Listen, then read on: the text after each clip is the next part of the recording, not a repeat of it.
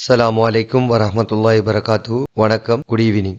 Welcome to இராஸ் English academy. புதிய ஒரு வீடியோவில் உங்கள் அனைவரையும் சந்திக்கின்றோம். இந்த வீடியோவில் நாங்கள் பார்க்க போகிறது டேபிள் டிஸ்கிரிப்ஷன் எவ்வாறு எழுதுவது சம்பந்தமாக. அதற்கு முதல் இராஸ் இங்கிலீஷ் அகாடமிங்கிற யூடியூப் சேனல் மூலமாக வெளியிடப்படுகின்ற வீடியோக்களை தொடர்ச்சியாக பார்வையிட விரும்பினால் இராஸ் இங்கிலீஷ் அகாடமிங்கிற யூடியூப் சேனலை சப்ஸ்கிரைப் பண்ணி கொள்ளுங்க. அதே போல இராஸ் இங்கிலீஷ் அகாடமிங்கிற யூடியூப் சேனல் மூலமாக வெளியிடப்படுகின்ற வீடியோக்களானது ஆங்கில மொழியில் இடர்படக்கூடிய மாணவர்களுக்கு தமிழ் மொழி மூலமாக அந்த பாடத்தை இலகுவாக வழங்கப்படுத்தக்கூடிய வீடியோக்களை கொண்டதாக காணப்படும். முதலாக டேபிள் டிஸ்கிரிப்ஷன் எவ்வாறு எழுதுவது சம்பந்தமாக பார்க்கலாம். முதலாவது கொஸ்டினை பார்த்துக் கொள்ளலாம். The following table tells you where 125 students in your school like to study after the A-level examination. அதாவது உங்களுடைய பாடசாலையில காணப்படுகின்ற 125 மாணவர்கள் அவர்களுடைய A-level பரீட்சைக்கு பின்னர் எங்கே படிக்க போகிறார்கள் என்பது சம்பந்தமாக கீழே தரப்படுகின்ற டேபிளானது காட்டுகிறது. Write a description based on the information given in the table. கீழே தரப்படுகின்ற டேபிளில் உள்ள தகவல்களை கொண்டு டிஸ்கிரிப்ஷன் ஒன்று எழுத சொல்லியிருக்கான். Use about 100 words. 100 சொற்களை கொண்ட பந்திகளை உருவாக்க சொல்லியிருக்கான். The words may help you. கீழே தரப்படுகின்ற சொற்கள் உங்களுக்கு பயனுள்ளதாக காணப்படும் என்று சொல்லப்படுது. அவை கீழே தரப்படுகின்ற சொற்களை பார்த்தீங்கன்னா highest, lowest, equal, more, lower than, most என்று தரப்படுகிறது. எனவே 3 வகையான கொலம்ஸ் காணப்படுகின்றது. இந்த முதலாவது கொலம் கண்ட்ரி, இரண்டாவது கொலம் நம்பர் ஆஃப் ஸ்டூடெண்ட்ஸ், மூணாவது கொலம் பெர்சன்டேஜ் ஆஃப் ஸ்டூடெண்ட்ஸ் என்று தரப்படுகின்றது. இங்கு காணப்படுகின்ற நாடுகளாக America, England, Japan, India, Russia, Australia, அதே போல மேலும் வேறு நாடுகளும் காணப்படுகின்றது. ஆகவே நாங்க கொஸ்டினுக்கு எவ்வாறு ஆன்சர் எழுதலாங்கிறத பத்தி பார்க்கலாம். முதலாவதாக நாங்கள் விளங்க வேண்டிய விடயம் என்னவென்றால், ஒரு பாச்சாட்டாக இருந்தாலும் சரி, பைச்சாட்டாக இருந்தாலும் சரி, அதே போல டேபிளாக இருந்தாலும் சரி, அதை நாங்கள் 3 பந்திகளாக பிரித்து டிஸ்கிரிப்ஷன் எழுத வேண்டும். அவை முதலாவது பந்தி எவ்வாறு எழுதலாம் என்பதை பற்றி பார்க்கலாம். paragraph 1. முதலாவது பந்தியில நாங்க குறிப்பிட வேண்டிய விடயங்கள் என்னங்கிறத பத்தி பார்க்கலாம். முதலாவது அங்க தரப்படுகின்ற வினாவை விடையாக மாற்றி அமைத்துக் கொள்வோம். அதாவது the above table tells where 125 students in the school like to study after the A-level examination என்று அங்க காணப்படுகின்ற வினாவை விடையாக மாற்றிக்கொள்றேன். அதுக்கு பிறகு இங்க காணப்படுகின்ற கொலம்ஸ் 3 காணப்படுகிறது. அதை நாங்கள் டிஸ்கிரைப் பண்ண போறோம். அதனுடைய ஆரம்பமாக as per the table என்று கொடுத்து கொண்டோம். அதுக்கு பிறகு there are 3 columns என்று எழுதி கொண்டோம். ஆகவே தரப்படுகின்ற டேபிளின் படி 3 கொலம்கள் காணப்படுகின்றது என்று எழுதிக்கேன். They show country, number of students and percentage of students respectively என்று அமைத்துக் கொண்டேன். எனவே இங்க காணப்படுகின்ற 3 கொலம்களும் முறையே கண்ட்ரி நாடுகளையும், நம்பர் ஆஃப் ஸ்டூடெண்ட் மாணவர்கள் எண்ணிக்கையும், பெர்சன்டேஜ் ஆஃப் ஸ்டூடெண்ட் மாணவர்களின் சதவீதத்தையும் குறிப்பிடுகிறது என்று எழுதிக்கேன். எனவே இங்கு ரெஸ்பெக்டிவ்லிங்கிறது பயன்படுத்துவது முறையே என்று குறிப்பிடுவதற்காக. அதே போல 3வது வாக்கியமாக there are 6 countries, 6 நாடுகள் காணப்படுகின்றது.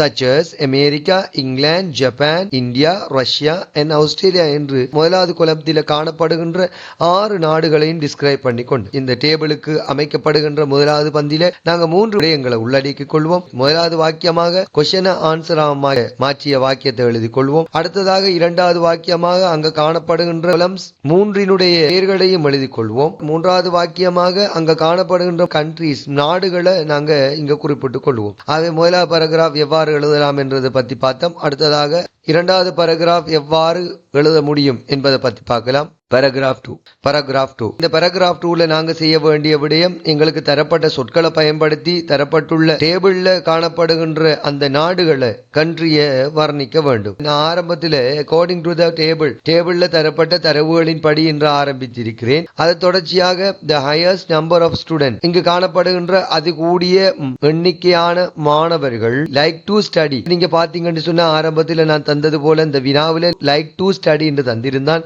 அந்த வினை சொல்லியை நான் இங்கு பயன்படுத்தி அந்த வாக்கியத்தை அமைத்துக் கொள்கின்றேன். காரணம், ஒரு வாக்கியத்தை இலகுவாக வெளிப்படுத்துவதற்கு வேறு வினை சொல்லி கண்டறியாமல் இந்த கேள்வியில் காணப்படுகின்ற சொற்களை பயன்படுத்துவது இலகுவாக காணப்படும். எனவே லைக் டு ஸ்டடிங்கிறது அங்கு காணப்படுகின்ற கொஸ்டின்ல இருந்து எடுத்த ஒரு வேர்பாக காணப்படுது.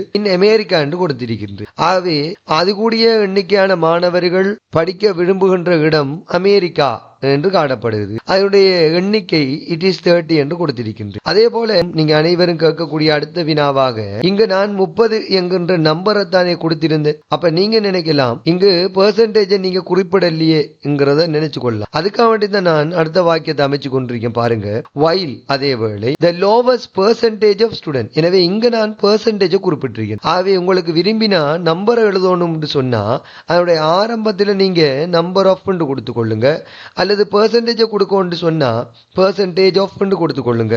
இங்க முக்கியமாக என்ன விடயத்தை நாங்க கவனத்தில் கொள்ள வேண்டும் என்றால் அங்க காணப்படுகின்ற சொற்களை பயன்படுத்தி இங்க காணப்படுகின்ற கண்ட்ரி நாடுகள் டிஸ்கிரைப் பண்ணப்பட வேண்டும் என்பதுதான் முக்கியமான ஒரு விடயம். ஆகவே நான் இங்க நம்பரோ பெர்சன்டேஜோ என்னுடைய முக்கியமான தரவாக கொள்ள வேண்டிய அவசியம் இல்லை. நான் இங்க எழுதிக்க பாத்தீங்கன்னா while the lowest percentage of students like to study in other countries. அது குறைந்த மாணவர்கள் வெவ்வேறு நாடுகள்ல படிப்பதற்கு விரும்புகிறார்கள் which is 5.6% என்று கொடுத்திருக்கேன். ஆகவே அது 5.6% என்று அந்த அடையாளத்தை கொடுத்து கொண்டேன். அவை சுருக்கமாக சொன்னா நீங்க நம்பர்ல எழுத போறீங்கன்னு சொன்னா நம்பர் ஆஃப் கொடுத்து கொள்ளலாம், பெர்சன்டேஜில் எழுத போறீங்கன்னு சொன்னா பெர்சன்டேஜ் ஆஃப் கொடுத்துக்கலாம். ஆனா நீங்க கவனத்தில் கொள்ள வேண்டிய விடயம் என்னண்டா அங்க காணப்படுகின்ற சொற்களை பயன்படுத்தி இங்க காணப்படுகின்ற அந்த கண்ட்ரிகள் டிஸ்கிரைப் பண்ணப்பட்டிருக்க வேண்டும். அடுத்த மூணாவதாக meanwhile அதே வேளை கமா போட்டுக்கிறேன் an equal percentage of students like to study in India and Russia. equal percentage என்பது சம அளவான சதவீதம். எனவே இங்க சம அளவான சதவீதம் என்பது இந்தியாவையும் ரஷ்யாவையும் குறிப்பிடுகின்றது. ஆகவே இந்த இடத்துல நான் பெர்சன்டேஜ் கொடுத்து கொண்டிருக்கேன். அதால it is 8% each என்று கொடுத்திருக்கேன். இரண்டுமே 8% என்று குறிப்பிட்டிருக்கேன். அதே போல இங்க நான் அது கூடியங்கிறதுக்கு அமெரிக்காங்கிறதையும் அது குறைந்ததுங்கிறதுக்கு அதர் கண்ட்ரிஸையும் சம அளவு என்பதற்கு இந்தியாவும் ரஷ்யாவும் கொடுத்து கொண்டேன். ஆகவே இங்க நான் குறிப்பிடாத நாடுகள் என்னன்னு பாத்தீங்கன்னா இங்கிலாந்து, ஜப்பான், அதே போல ஆஸ்திரேலியா. இந்த 3 நாடுகளையும் நான் இந்த வாக்கியத்தில் உள்ளடக்கிறதுக்கு நான் எடுத்துக்கொண்ட அந்த சொல் தான் மோ என்கின்ற சொல். இந்த மோ மூலமாக நான் 2 நாடுகளை ஒப்பிட்டு சொல்லலாம். மோ என்பது கூடியது என்கிறதால இங்க காணப்படுகின்ற இங்கிலாந்து, ஜப்பான் எடுத்துக்கொண்டா இங்கிலாந்து கூடியதாக காணப்படுது, ஜப்பான் குறைந்ததாக காணப்படுது. அதன் காரணமாக மோங்கிற சொல்ல பயன்படுத்தும் போது மோ என்பது எப்போதும் கூடியதுங்கிறதால முதலாவது கூடிய இங்கிலாந்தையும் அதற்கு பின்னால குறைந்த ஜப்பானையும் குறிப்பிட வேண்டும். ஆகவே என்னுடைய வாக்கியத்தை பாத்தீங்கன்னா more students like to study in England then Japan என்று கொடுத்திருக்கேன். எனவே ஜப்பானை விட இங்கிலாந்தில் கூடிய மாணவர்கள் படிப்பதற்கு விரும்புகிறார்கள் என்று எழுதிக்கேன். அதே போல இங்க மிகுதியாக வரக்கூடிய ஒரு கண்ட்ரியை பார்த்தா ஆஸ்திரேலியாங்கிற காணப்படுது. எனவே நான் ஆஸ்திரேலியாங்கிற நாடை நான் இந்த வாக்கியத்தில் குறிப்பிடுவதற்காக நான் எடுத்துக்கொண்ட சொல் தான் இஸ் லோவர் தென்ங்கிற சொல். எனவே லோவர் என்பது குறைந்ததுங்கிறதால முதலாவது குறைந்ததையும் பின்னால கூடியதையும் சொல்லணும். நான் இங்க ஆஸ்திரேலியாவையும் ஜப்பானையும் எடுத்துக்கொள்றேன். நீங்க விரும்பிய வெவ்வேறு சொற்களை எடுத்துக்கொள்ளலாம். ஆனா கவனத்தில் கொள்ள வேண்டிய ஒரே ஒரு விடயம் லோவர் என்பது குறைந்ததுங்கிறதால முதலாவது நான் குறைந்ததை சொல்லணும். எனவே இந்த இடத்துல நான் எடுத்துக்கொண்ட ஆஸ்திரேலியா, ஜப்பானுங்கிற இடத்தை எடுத்துக்கொண்டா ஆஸ்திரேலியாங்கிறது குறைந்தது, ஆகவே முன்னால வரும். ஜப்பான் என்பது கூடியது, ஆகவே பின்னால நாங்க போட்டுக்கொள்ள வேண்டும். ஆகவே வாக்கியத்தை பாத்தீங்கன்னு சொன்னா the number of students who like to study in Australia.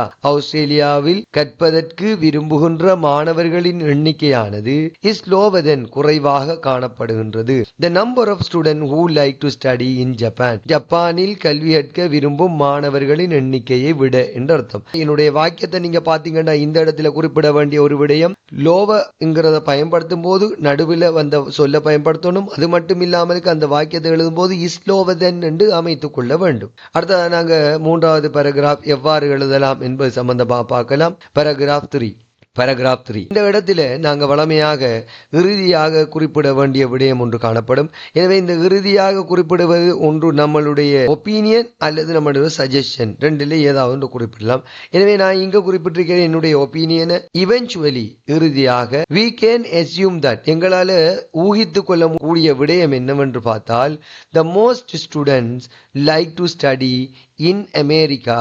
அது கூடிய மாணவர்கள் அமெரிக்காவில் கல்வி கற்பதற்கு விரும்புகிறார்கள். Because it has many universities which have more facilities. அதாவது அமெரிக்காவை அது கூடிய மாணவர்கள் விரும்ப காரணம் அந்த நாட்டில கூடிய அளவுல யூனிவர்சிட்டிஸ் பல்கலைக்கழகங்கள் காணப்படுகிறது. அந்த பல்கலைக்கழகங்களானது நிறைய வசதிகளை கொண்டதாகவும் காணப்படுகிறது என்று மூன்றாவது பந்தியை முடித்திருக்கேன். இப்ப நாங்க ஒரு முழுமையான டேபிள் எவ்வாறு அமைப்பது என்பது பற்றி பார்க்கலாம். டேபிள் முதலாவது பந்தியை பார்த்தீங்கன்னு சொன்னா நான் ஆரம்பத்தில் குறிப்பிட்டது போன்று முதலாவது பந்தியில வினாவை விடையாக மாற்றுவோம். அதே போல அங்க காணப்படுகின்ற கொலம்ஸ் அதுகளை டிஸ்கிரைப் பண்ணுவோம். அதே போல அங்க காணப்படுகின்ற முதலாவது கொலம்ஸ்ல காணப்படுகின்ற கண்ட்ரி நாடுகளை பத்தி இங்க குறிப்பிடுவோம். முதலாவது பந்தியை பார்த்தீங்கன்னு சொன்னா the above table tells where 125 students in the school like to study after the A-level examination. As per the table, there are 3 columns. They show country, number of students and percentage of students respectively in போட்டுக்கொண்டு. There are 6 countries such as America, England, Japan, India, Russia and Australia என்று கொடுத்துக்கொண்டு. எனவே இரண்டாவது பந்தியில நாங்க குறிப்பிட வேண்டிய விடயம் அங்க தரப்பட்ட சொல்லுகளை பயன்படுத்தி உதாரணமா highest, lowest, equal, more, lower than இப்படியான சொற்களை பயன்படுத்தி அங்க காணப்படுகின்ற நாடுகள் அனைத்தும் குறிப்பிடப்பட்டிருக்க வேண்டும். ஆகவே அந்த பந்தியை நீங்க பாத்தீங்கன்னு சொன்னா according to the table the highest number of students like to study in America it is 30 while the lowest percentage of students like to study in other countries which is 5.6%. Meanwhile an equal percentage of students like to study in India and Russia it is 8% each. More students like to study in England than Japan. The number of students who like to study in Australia is lower than the number of students who like to study in Japan. ஆகவே இந்த இடத்துல நாங்க சகல நாடுகளும் அந்த சொற்களை பயன்படுத்தப்பட்டு describe பண்ணப்பட்டுள்ளது. இறுதியாக நாங்க எப்போதும் எங்களுடைய ஒப்பீனியன் அல்லது சஜஷனை கொடுத்துக் கொள்வோம். Eventually we can assume that the most students like to study in America because it has many universities which have more facilities.